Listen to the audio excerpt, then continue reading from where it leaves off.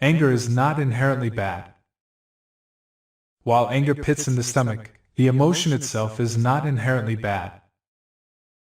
Men, women, and children experience anger differently. Whereas children most often feel anger from the perspective of frustration, they can't have what they want when they want it. Adults get angry when they feel out of control.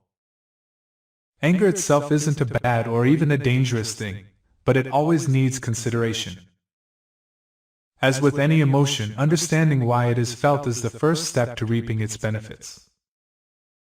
Anger is an emotion with physiological effects. We all understand the feeling of a rapid heartbeat, sweaty palms, and burning stomach as our muscles tighten and we feel anger. The fight or flight system engages as we decide how best to deal with our anger.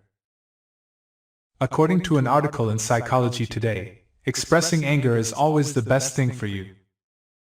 When anger feeds off itself, your release of anger causes you more damage.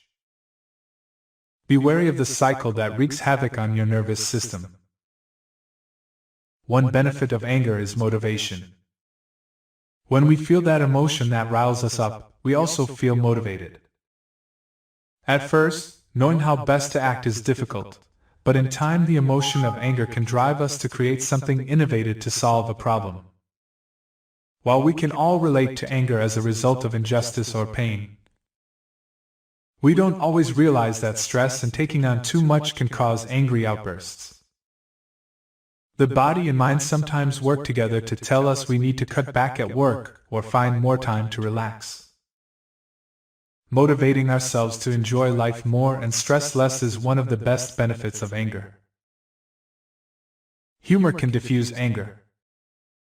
Realizing that life is stressful is only the first step.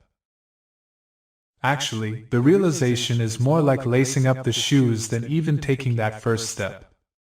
The first step comes from the understanding that anger is an emotion that men and women feel differently, and anger does not have to control us. The simple act of laughing at anger can diffuse it. In an argument, one person can defeat the mounting anger with a joke.